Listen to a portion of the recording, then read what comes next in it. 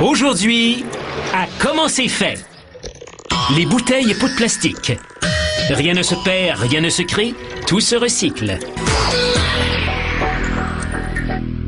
Que vous achetiez du jus de pomme ou du beurre d'arachide, vous avez sûrement déjà remarqué que les contenants de verre cèdent leur place à ceux de plastique. Les bouteilles et les pots de plastique sont faciles à transporter et ne font pas d'éclat coupant si vous les échappez. Le plastique, c'est fantastique. Plusieurs bouteilles et pots de plastique sont fabriqués à partir de polyéthylène terephthalate ou PET. D'abord, un mélangeur combine des pastilles de PET et des flocons de PET recyclés. Mais comme le plastique réusiné perd de ses propriétés physiques, le produit final ne doit pas contenir plus de 10% de matière recyclée. La préparation de PET passe du mélangeur à une machine d'injection de plastique qui la chauffe jusqu'à 315 degrés Celsius. La matière solide fond en un épais plastique liquide que la machine injecte à haute pression dans un moule. Ce procédé de moulage par injection de plastique produit des pièces qu'on appelle des paraisons, c'est-à-dire des préformes qui seront ensuite transformées en bouteilles ou en pots. Une fois moulées, les paraisons durcissent presque instantanément grâce à un système de refroidissement intégré.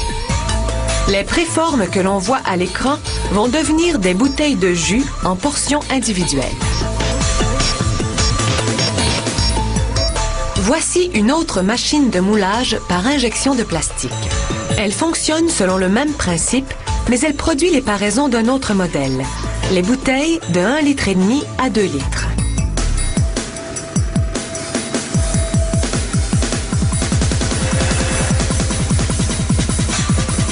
Les paraisons sont ensuite dirigées vers une machine d'extrusion-soufflage.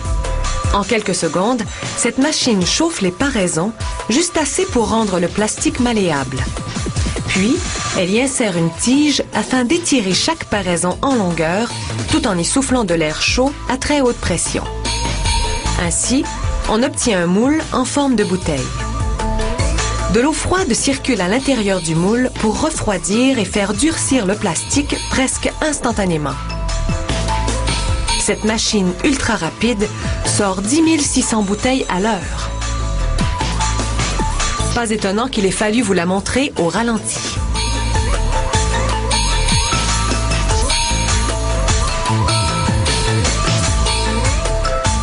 Une fois terminées, les bouteilles empruntent un tapis mécanique jusqu'au poste de conditionnement.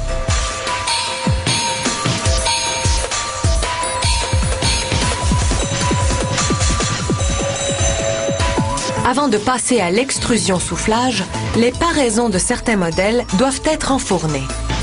Un technicien règle individuellement l'intensité de chaque lampe du four à infrarouge afin d'appliquer plus ou moins de chaleur à divers points pour modifier l'épaisseur et la forme du plastique.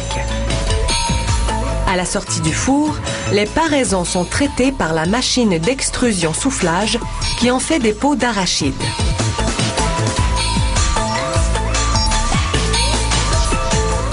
Après le moulage, la machine refroidit le plastique en quelques secondes et fixe ainsi sa forme. On choisit des échantillons à intervalles réguliers pour les soumettre à des épreuves de contrôle de la qualité. Les techniciens mesurent l'épaisseur du plastique et effectuent un essai de compression pour évaluer sa résistance.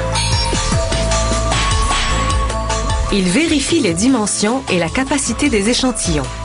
Ils évaluent également leur résistance à la pression à vide parce qu'une fois remplis, les contenants sont souvent emballés sous vide.